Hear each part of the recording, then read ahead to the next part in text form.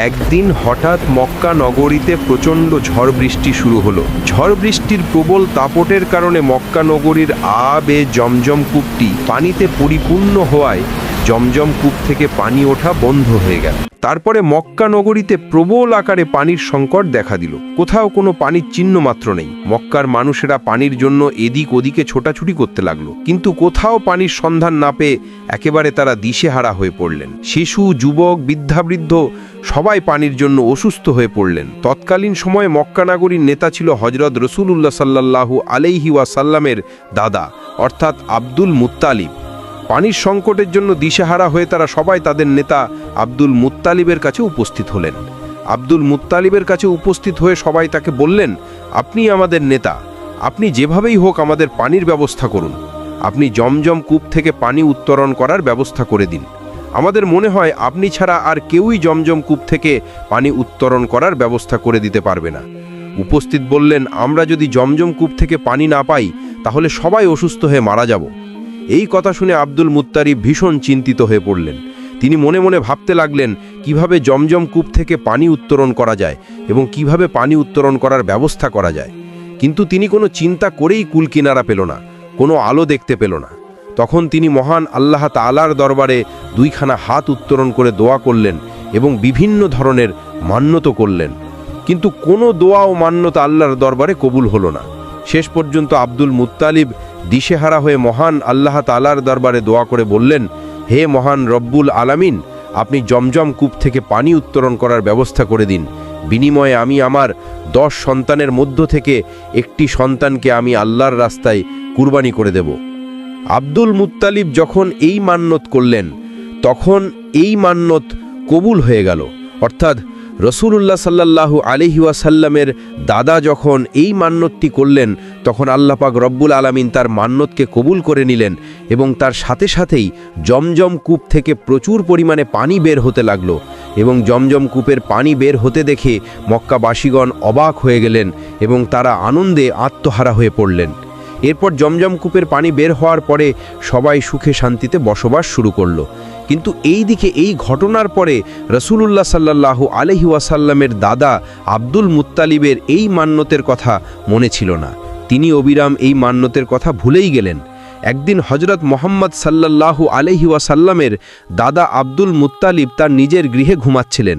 তিনি স্বপ্নে দেখলেন মহান আল্লাহ তাআলা আব্দুল মুত্তালিবকে বলছেন, হে আব্দুল মুত্তালিব, তুমি কি ভুলে গেলে তুমি কি মান্যত করেছিলে? তুমি মান্যত করেছিলে যে জমজম কূপ থেকে পানি বের হলে তোমার 10 সন্তানের মধ্য থেকে একটি সন্তানকে তুমি আল্লাহর রাস্তায় কুরবানি করে দেবে। তুমি তোমার মান্যত পূরণ করো।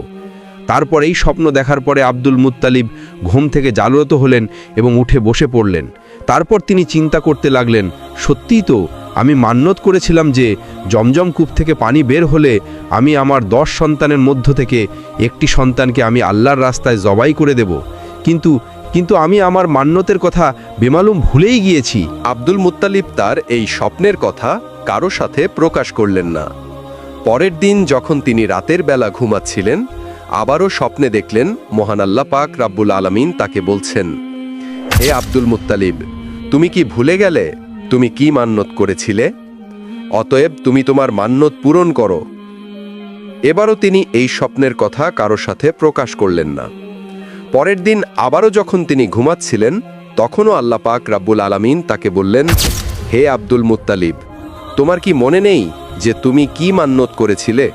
তুমি তোমার মান্যত পূরণ করো। তুমি তোমার 10 সন্তানের মধ্য থেকে একটি সন্তানকে আল্লাহর রাস্তায় জবাই করে দিতে হবে। তুমি যদি আমার মান্যত পূরণ না করো তাহলে 10 সন্তান মৃত্যুবরণ করবে এবং জমজম কূপ চিরদিনের জন্য পুনরায় বন্ধ হয়ে যাবে।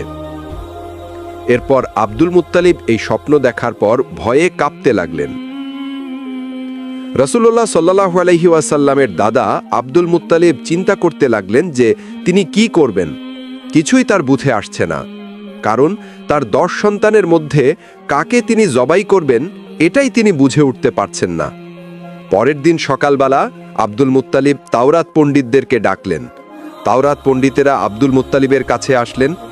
যখন আব্দুল মুত্তালিব ভীষণ চিন্তিত এবং পেরেশানি অবস্থায় তাওরাত পণ্ডিতদেরকে বললেন, হে পণ্ডিতগণ, আমি মহান আল্লাহ পাক রাব্বুল আলামিনের দরবারে মান্যত করেছিলাম জমজম কূপ থেকে পুনরায় পানি বের হলে আমি আমার 10 সন্তানের মধ্যে একটি সন্তানকে আল্লাহর রাস্তায় কোরবানি করে দিব। আমার মান্যত মহান আল্লাহ পাক রাব্বুল আলামিন কবুল করে নিয়েছিলেন। জমজম কূপ থেকে আবারও পানি বের হয়েছিল, কিন্তু তারপর আমি আমার সেই মান্যতের কথা একেবারেই ভুলে গিয়েছিলাম। গত 3 দিন পর্যন্ত মহান আল্লাহ পাক রাব্বুল আলামিন আমাকে স্বপ্নে দেখিয়েছিলেন। মহান আল্লাহ তাআলা আমাকে বলছেন আমার মান্যত পূরণ করতে।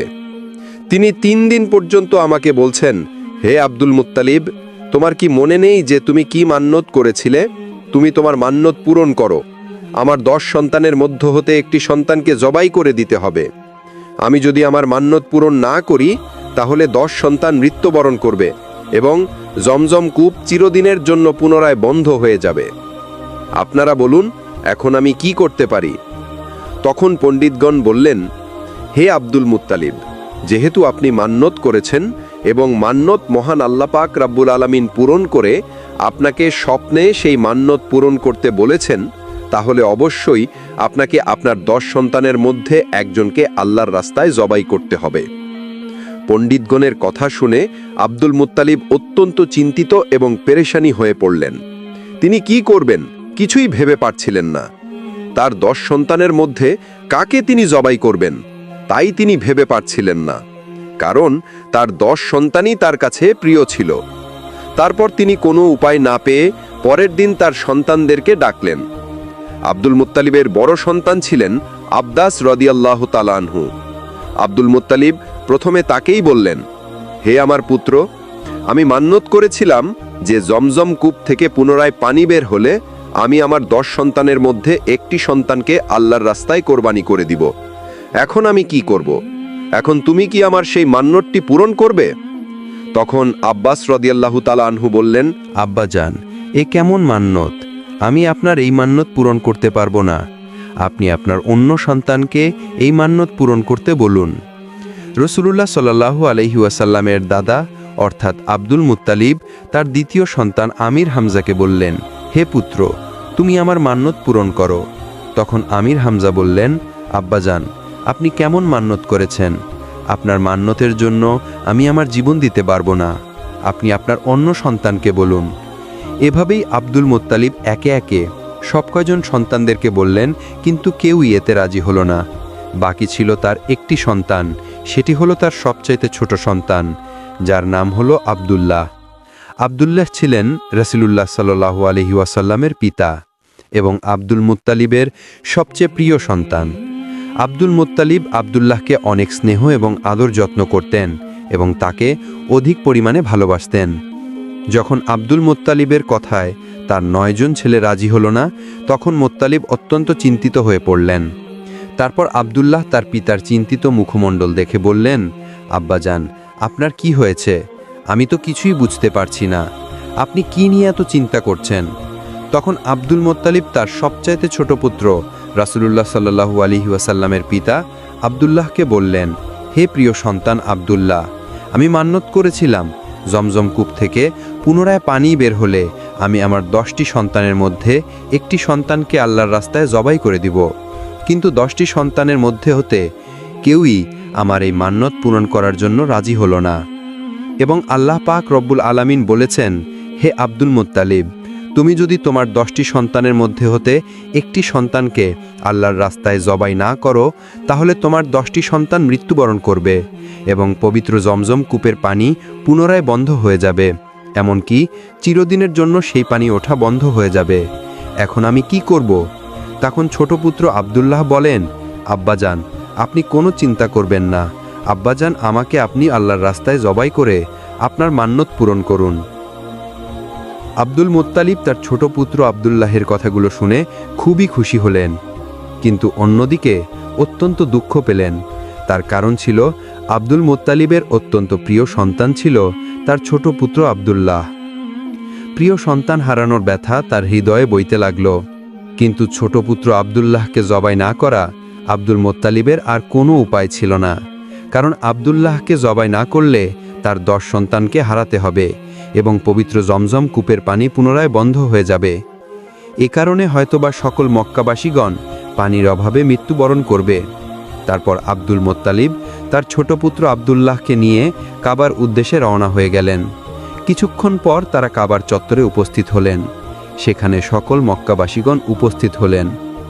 এদিকে আব্দুল্লাহকে জবাই করার খবর পেয়ে মক্কার অন্যান্য নারী পুরুষ সবাই সেখানে উপস্থিত হলেন। সেখানে যে সকল নারীরা উপস্থিত ছিল তার মধ্যে একজন ছিলেন ওয়ারাকা বিন নৌফেলের কন্যা মারিয়াম। ওয়ারাকা বিন নৌফেল ছিলেন তৎকালীন তাওরাত কিতাবের পণ্ডিত। তার কন্যা ছিল মরিয়াম। মরিয়ামও তাওরাত কিতাবের খুবই পারদর্শী ছিলেন। তিনি জানতেন তাওরাত গ্রন্থে লেখা ছিল এই আব্দুল্লাহের ওরসেই জন্ম নেবে আখেরি নবী মাহবুবে আলম, আল্লাহর প্রিয় হাবিব হজরত মুহাম্মদ সাল্লাল্লাহু আলাইহি ওয়াসাল্লাম। তাই তিনি আব্দুল্লাহকে জবাই করতে মানা করলেন। কোনো মতেই আব্দুল্লাহকে জবাই করতে দিতে চাইলেন না। তিনি আব্দুল মুত্তালিবকে বললেন, আব্দুল্লাহকে কোনো মতেই জবাই করা যাবে না, কারণ তাওরাত কিতাবে লিখিত আছে পবিত্র জমজম কূপের তাওরাত কিতাবে লিখিত আছে এই আব্দুল্লাহর ওরসেই জন্ম নেবে আখেরি নবী হজরত মুহাম্মদ সাল্লাল্লাহু আলাইহি ওয়াসাল্লাম এই পৃথিবীতে আগমন করবেন। তারপর রাসূলুল্লাহ সাল্লাল্লাহু আলাইহি ওয়াসাল্লামের দাদা আব্দুল মুত্তালিব মারিয়ামকে বললেন, আমি মান্যত করেছিলাম যে জমজম কূপ থেকে পানি পুনরায় উত্তোলন হলে আমি আমার 10 সন্তানের মধ্য থেকে একটি সন্তানকে আল্লাহর রাস্তায় জবাই করে দিব। সেই অনুযায়ী এখন যদি 10 সন্তানের মধ্য থেকে একটি সন্তানকে জবাই না করি, তাহলে আমার 10 সন্তানকে মৃত্যুবরণ করতেই হবে এবং জমজম কূপ থেকে আবারও পানি ওঠা বন্ধ হয়ে যাবে। তখন মরিয়ম বললেন, যাই হোক না কেন, আব্দুল্লাহকে কোনো মতেই জবাই করা যাবে না। বিনিময়ে এই মক্কা নগরীতে রক্তের বন্যা বয়ে যাবে, তবু আমরা আব্দুল্লাহকে জবাই করতে দিব না। মরিয়ম বললেন, প্রয়োজনে আপনি আপনার অন্য সন্তানের মধ্য থেকে যে কোনো একটি সন্তানকে জবাই করেন। মরিয়মের সঙ্গে সঙ্গে সকল মক্কাবাসীগণ বলে উঠল, আমরা কোনো মতেই আব্দুল্লাহকে জবাই করতে দিব না। অপরদিকে অন্যান্য মক্কাবাসীগণ বলল, আমরা যদি আব্দুল্লাহর চেহারা দেখে ব্যবসা বা সফর করি তাহলে আমাদের ব্যবসা ভালো হয়। হে আব্দুল মুত্তালিব, আপনার ছোট পুত্র আব্দুল্লাহকে আমরা কোনো মতেই জবাই করতে দিব না। তারপর আব্দুল মুত্তালিব কোনো উপায় দেখতে না পেয়ে শেষ পর্যন্ত তাওরাত পণ্ডিতের কাছে আবার চলে গেলেন এবং সমস্ত ঘটনাগুলি তাদেরকে খুলে বললেন। তখন তাওরাত পণ্ডিত তার প্রশ্ন শুনে বললেন, আপনি এখন গিয়ে লটারির ব্যবস্থা করুন। এই লটারিতে উটের নাম লিখুন এবং আপনার ছোট পুত্র আব্দুল্লাহর নাম লিখুন। এই লটারিতে যার নাম উঠবে তাকে আপনি আল্লাহর রাস্তায় জবাই করে দিবেন। তারপর সকল মক্কাবাসীর সামনে আব্দুল মুত্তালিব লটারির ব্যবস্থা করে দিলেন। সেখানে উটের নাম লেখা হলো এবং আব্দুল্লাহর নাম লেখা হলো এবং এই 2টি কাগজ তারা একটি পাত্রের ভিতরে দিয়ে দিল। যখন পাত্রের ভিতর থেকে কাগজটি তুলল তখন দেখা গেল আব্দুল্লাহর নাম উঠল। এদিকে মক্কাবাসী কোনো মতেই আব্দুল্লাহকে জবাই করতে দিবে না। আবারও লটারির ব্যবস্থা করা হলো এবং কাগজ তুলে দেখা আবারও আব্দুল্লাহর নাম উঠল। এভাবেই লটারি করতে করতে 99 বার এই পাত্র থেকে লটারির মাধ্যমে কাগজটি তোলা হলো, কিন্তু প্রতিবার ওই আব্দুল্লাহর নামই উঠল। তারপর আব্দুল মুত্তালিব বললেন, আর কোনো উপায় নেই, এবার আমার প্রিয় আব্দুল্লাহকে জবাই করতেই হবে। যেহেতু আমি মান্যত করেছিলাম তাই আমাকে মান্যত পূরণ করতেই হবে এবং মান্যত পূরণ করার জন্য আমাকে শেষ পর্যন্ত আমার প্রিয় পুত্র আব্দুল্লাহকে জবাই করতেই হবে। আব্দুল মুত্তালিবের এই কথা শুনে তারপর তাওরাত পণ্ডিতের কন্যা মরিয়ম বললেন, না, আব্দুল্লাহকে জবাই করা যাবে না। আপনি আবারও নতুন করে লটারির ব্যবস্থা করুন। যতক্ষণ পর্যন্ত উটের নাম না ওঠে ততক্ষণ পর্যন্ত আপনি লটারি চালিয়ে যাবেন। আবারও লটারির ব্যবস্থা করা হলো। একদম শেষ পর্যায়ে অর্থাৎ 100 বারের পর ওই লটারিতে উটের নাম উঠল। এবার সকল মক্কাবাসীগণ আনন্দে আত্মহারা হয়ে উঠল। অন্যান্য সকলে খুশি হলো, কারণ তাদের প্রিয় আব্দুল্লাহকে আর জবাই করতে হবে না। এই ভেবে সবাই খুশিতে আত্মহারা হয়ে উঠল। তারপর আব্দুল মুত্তালিব অত্যন্ত খুশি হয়ে 100টি উট আল্লাহর রাস্তায় জবাই করে দিলেন। এদিকে আব্দুল্লাহ ধীরে ধীরে বড় হতে লাগল। যখন তিনি বিবাহের উপযুক্ত হল তখন বহু জায়গা থেকে আব্দুল্লাহর জন্য বিবাহের সম্বন্ধ আসতে লাগল, কারণ তৎকালীন সময়ে আব্দুল্লাহ ছিলেন সবচেয়ে সুন্দর পুরুষ আব্দুল্লাহকে দেখে যে কারো ভালো লেগে যেত। আব্দুল্লাহকে পাওয়ার জন্য মক্কার রমণীরা অধীর হয়ে থাকত। মক্কার রমণীরা মান্যত করত আব্দুল্লাহকে স্বামী হিসাবে পাওয়ার জন্য, কারণ আব্দুল্লাহ ছিলেন অত্যন্ত সুন্দর, ভদ্র ও সচ্চরিত্রবান পুরুষ। প্রতিদিন আব্দুল্লাহর জন্য অনেক বিবাহের প্রস্তাব আসত, কিন্তু কোনোটাতে রাজি হতো না, কারণ আব্দুল মুত্তালিব তার বন্ধু ওয়াব ইবনে আব্দুল মান্নার কাছে ওয়াদা করেছিলেন তার কন্যার সাথে আব্দুল্লাহর বিবাহ দিবেন। ওয়াবের কন্যার নাম ছিল আমেনা। তারা মদিনায় বসবাস করতেন। তারপর কিছুদিন পরে আব্দুল মুত্তালিব তার ছোট পুত্র আব্দুল্লাহকে নিয়ে মদিনার উদ্দেশ্যে রওনা হয়ে গেলেন। উদ্দেশ্য ছিল আব্দুল্লাহর সাথে আমিনের বিবাহ দেওয়া। আব্দুল্লাহ এবং আব্দুল মুত্তালিব যখন মদিনার উদ্দেশ্যে রওনা হয়ে গেলেন, তারা দেখল পথের ধারে দাঁড়িয়ে আছে তাওরাত কিতাবের পণ্ডিত ওরাকা বিন নওফেলের কন্যা মরিয়ম। তিনি আব্দুল্লাহকে দেখে তার কাছে আসলেন এবং মরিয়ম বললেন, ওহে আব্দুল্লাহ, কিছু বছর পূর্বে তোমার পিতার মান্যত পূরণ করার জন্য তোমারের পরিবর্তে যে 100টি উট কুরবানি দিয়েছিলেন, আজ আমি শপথ করে বলছি সেই 100টি উট তোমার পক্ষ থেকে আমি তোমার পিতাকে দিয়ে দিব। কিন্তু আমার একটা প্রস্তাব রয়েছে, তার বিনিময়ে তুমি আমাকে বিবাহ করো। কিন্তু আব্দুল্লাহ সচ্চরিত্রবান ও ভদ্র এবং লাজুক হওয়ায় মরিয়মের এই প্রস্তাবে কোনো উত্তর দিল না। আব্দুল্লাহ শুধু বললেন, আমি আমার পিতার সঙ্গে আছি। পিতাকে ছেড়ে অন্যত্র যাওয়া কিংবা পিতার কথার অবাধ্য হওয়া আমার পক্ষে কখনোই সম্ভব নয়। এই কথা বলে আব্দুল্লাহ তার পিতার সঙ্গে মদিনার উদ্দেশ্যে আবার রওনা হলেন। দীর্ঘ পথ অতিক্রম করার পরে মদিনায় ওয়াব বিন আব্দুল মান্নানের বাড়িতে পৌঁছে গেলেন। তৎকালীন সময়ে ওয়াব বিন আব্দুল মান্না মদিনার সম্মানীয় বংশের ছিলেন এবং তার মর্যাদা ছিল ভালো। তিনি তার গোত্রের সর্দারও ছিলেন। তারপর আলাপ আলোচনার মধ্য দিয়ে তার কন্যা আমিনার সঙ্গে আব্দুল মুত্তালিবের পুত্র আব্দুল্লাহর বিবাহ হয়ে যায়। এদিকে আমিনা ছিল তার সম্প্রদায়ের মহিলাদের নেত্রী। অনেক ঐতিহাসিক লিখেছেন, আব্দুল্লাহ বিবাহের পর তার শ্বশুরবাড়িতে 3 দিন পর্যন্ত অবস্থান করে। তারপর আব্দুল্লাহ আমিনাকে বিবাহ করে নিজ গৃহে নিয়ে আসেন। তারপর আখিরি নবী হজরত মুহাম্মদ সাল্লাল্লাহু আলাইহি ওয়াসাল্লাম মা আমিনার গর্ভে আসে। আব্দুল্লাহর বিবাহের অনেক দিন পরে তিনি কোথাও যাচ্ছিলেন, তখন দেখল তাওরাত কিতাবের পণ্ডিত ওরাকা বিন নওফেলের কন্যা মরিয়ম সেখানে দাঁড়িয়েছিলেন। মরিয়ম জানত না ইতিমধ্যেই আব্দুল্লাহর বিবাহ হয়ে গেছে। আব্দুল্লাহকে দেখে মরিয়ম তার কাছে আসলেন এবং আব্দুল্লাহর চেহারার দিকে তাকিয়ে তিনি আর কিছু না বলে মরিয়ম আবার তার গৃহের দিকে ফিরে গেলেন। এই ঘটনা দেখে আব্দুল্লাহ কিছুটা অবাক হয়ে মরিয়মকে জিজ্ঞেস করলেন, হে মরিয়ম, সেদিন তুমি আমাকে বিবাহের জন্য প্রস্তাব দিয়েছিলে, কিন্তু আমাকে দেখে আজ কিছু না বলে কেন এরকম ভাবে চলে যাচ্ছ? এর কারণ কি আমি জানতে পারি? তখন মরিয়ম বললেন, তুমি বিয়ে করছো, ইতিমধ্যেই তুমি অন্য এক নারীর স্বামী। তোমার চেহারা পরিবর্তন ঘটেছে, এটা আমি স্পষ্ট দেখতে পেয়েছি। আমি সেদিন তোমাকে বিয়ের প্রস্তাব দিয়েছিলাম, তার কারণ হলো তোমার লালাটে এক উজ্জ্বল নূর ছিল। সেই নূরের জ্যোতি যেমন তেমন ছিল না। এর আগে কখনোই কোনো পুরুষের লালাটে এমন দেখিনি, কিন্তু আজ তোমার লালাটে সেই নূর দেখতে পাচ্ছি না। এর কারণ হচ্ছে এখন এটার অধিকারিণী হলো তোমার সৌভাগ্য স্ত্রী। সুতরাং এখন আমার আর তোমার কোনো প্রয়োজন নেই। এভাবেই কোনো কথা না বলেই আমি চলে যাচ্ছিলাম। এই কথা বলা শেষ হলে মরিয়ম সেখান থেকে চলে গেল। অতঃপর আব্দুল্লাহ বাড়ি ফিরল। তারপর থেকে আব্দুল্লাহ ও আমিনা সুখে শান্তিতে সংসার করতে লাগল। কিছুদিন পরে আব্দুল মুত্তালিব আব্দুল্লাহকে খেজুর আনার জন্য সুদূর মদিনায় পাঠায়। খেজুর নিয়ে আসার সময় আব্দুল্লাহ কুরাইশদের একটি বাণিজ্য কাফেলার সঙ্গে সফর করেছিলেন, কিন্তু পথেই হঠাৎ অসুস্থ হয়ে পড়লেন, যার ফলে আব্দুল্লাহ মদিনায় অবতরণ করেন এবং সেখানেই তিনি ইন্তেকাল করেন। ইন্না লিল্লাহি ওয়া ইন্না ইলাইহি রাজিউন। আব্দুল্লাহ যখন ইন্তেকাল করেন, প্রিয় নবী হযরত মুহাম্মদ সাল্লাল্লাহু আলাইহি ওয়াসাল্লাম তখন আমিনার গর্ভে ছিলেন। বিশ্বজাহানের সর্দার, সর্বশেষ ও সর্বশ্রেষ্ঠ নবী হযরত মুহাম্মদ মুস্তাফা সাল্লাল্লাহু আলাইহি ওয়াসাল্লাম 570 খ্রিস্টাব্দে রবিউল আউয়াল মাসে জন্মগ্রহণ করেন। রাসূলুল্লাহ সাল্লাল্লাহু আলাইহি ওয়াসাল্লামের জন্মের সময় পৃথিবীতে এমন কিছু অলৌকিক ঘটনা ঘটেছিল যা সবাইকে অবাক করে শ্রেষ্ঠ নবীর আগমনকে মানুষের সামনে স্পষ্ট করে। বিশ্বনবী সাল্লাল্লাহু আলাইহি ওয়াসাল্লামের জন্মের কিছুদিন আগে আব্রাহার হস্তি বাহিনীর বিন্যাস ঘটে। আসহাবে ফিল অর্থাৎ আব্রাহার হস্তি বাহিনী খানায় কাবার উপর আক্রমণ করেছিল এবং আল্লাহ তাআলা তাদেরকে আবাবিল নামক কিছু ক্ষুদ্র পাখি দ্বারা ধ্বংস করেছিল।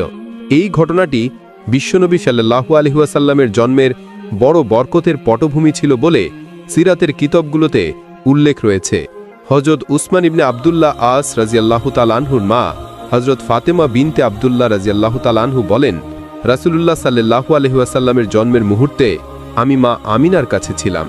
আমি দেখলাম বিবি আমিনার ঘরটি আলোয় আলোকিত হয়ে গেল এবং আকাশের সব তারকা নিচের দিকে ঝুঁকে পড়ল।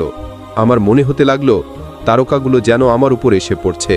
বিশ্বনবীর জন্মক্ষণে এই দিকে পৃথিবীর মূর্তিশালায় নবুয়াতের সূর্যোদয়, অপরদিকে পরশ্য সম্রাট কিসরার রাজপ্রাসাদে ভূমিকম্পের সৃষ্টি হয়। এই ভূমিকম্পের দরুন রাজপ্রাসাদের 14টি গম্বুজ ভেঙে গড়িয়ে যায়। পারস্যের এক অগ্নিকুণ্ড, যা 100 বছরব্যাপী বিরতিহীনভাবে জ্বলছিল, তা সেই শুভ মুহূর্তে হঠাৎ নিভে যায়। ছাওয়া নামক এক নদীতে যথারীতি পানি প্রবাহিত হচ্ছিল। বিশ্বনবী সাল্লাল্লাহু আলাইহি ওয়াসাল্লামের আগমনের মুহূর্তে হঠাৎ তার অর্ধেক জলরাশি শুকিয়ে যায়। এটা ছিল অগ্নিপূজা সহ সব ভ্রান্তির অবসানের ইঙ্গিত। সহিহ হাদিসে বর্ণিত, জন্মের সময় বিশ্বনবীর মায়ের পেট থেকে এমন একটি নূরের বিস্তৃত ঘটেছিল, যার আলোকে পূর্ব থেকে পশ্চিম দিগন্ত পর্যন্ত সব কিছুই আলোকিত হয়ে গিয়েছিল। কোনো কোনো বর্ণনায় পাওয়া যায়, বিশ্বনবী সাল্লাল্লাহু আলাইহি ওয়াসাল্লাম যখন ভূমিতে আবির্ভূত হলেন, তখন উভয় হাতের উপর ভর দিয়েছিলেন। তারপরে এক মুষ্টি মাটি দিয়ে আকাশের দিকে দৃষ্টিপাত করলেন। হযরত ইবনে সুফিয়ান বর্ণনা করেন, হযরত আয়েশা রাদিয়াল্লাহু তাআলা আনহা বললেন, বিশ্বনবী সাল্লাল্লাহু আলাইহি ওয়াসাল্লামের জন্মগ্রহণের সময় এক ইহুদি ব্যবসার উদ্দেশ্যে মক্কা নগরীতে বসবাস করত। যে রাতে বিশ্বনবী সাল্লাল্লাহু আলাইহি ওয়াসাল্লাম পৃথিবীতে আগমন করে, সেই রাতের পরবর্তীকালে সে কুরাইশদের কাছে জিজ্ঞেস করল, গত রাতে এই এলাকাতে কোনো শিশুর জন্ম হয়েছে কি? উপস্থিত কুরাইশদের লোকেরা বলল, এ বিষয়ে আমরা কিছুই জানি না। লোকটি বলল, তোমরা এই বিষয়টির অনুসন্ধান করো, কেননা এই রাতে বর্তমান উম্মতের নবী ভূমিষ্ঠ হয়েছে। তাদের মধ্যবর্তী স্থানে একটি বিশেষ নিদর্শন অর্থাৎ মোহরে নবুয়ত রয়েছে। জন্মের পর শিশুটির মুখে জিন আঙ্গুল পুরে রাখার ধরন, শিশুটি 2 দিন ধরে কারো দুধ পান করবে না। কুরাইশদের লোকেরা সন্ধান করে জানতে পারল যে আবদুল্লাহর এক পুত্র সন্তান ভূমিষ্ঠ হয়েছে। ইহুদিকে এ সংবাদ জানানো হলে সেও শিশুটিকে দেখার জন্য আগ্রহ জানালো এবং সে বলল, চলো আমিও শিশুটিকে দেখব। ইহুদি লোকটি যখন শিশুটিকে দেখল এবং তার 2 কাঁধের মাঝে মোহরে নবুয়তের নিদর্শন দেখতে পেল, তখন সে চিৎকার করে বেহুশ হয়ে গেল। হুশ ফিরে আসার পর লোকটি বলল, নবুয়তের বনি ইসরায়েল আজ থেকে শেষ হয়ে গেল। হে কুরাইশ সম্প্রদায়, ভবিষ্যতে এই শিশু তোমাদের প্রতি এমন এক আক্রমণ পরিচালনা করবে, যার সংবাদ পূর্ব থেকে পশ্চিম পর্যন্ত ছড়িয়ে পড়বে। এছাড়া আরও অনেক আশ্চর্যজনক ঘটনা সিরাতের পাতায় পাতায় কোনো অক্ষরে লেখা রয়েছে। আসুন আমরা বিশ্বনবীর চরিত্র লক্ষ্য করে আমাদের জীবন গড়ি, তাহলে এই পৃথিবী থেকে সমস্ত অন্ধকার দূরীভূত হয়ে আসবে। আল্লাহ পাক রাব্বুল আলামিন যেন আমাদের সকলকে প্রিয় নবী হযরত মুহাম্মদ সাল্লাল্লাহু আলাইহি ওয়াসাল্লাম এর দেখানো পথে চলার তৌফিক দান করেন। সকলে কমেন্ট বক্সে লিখুন, আমিন।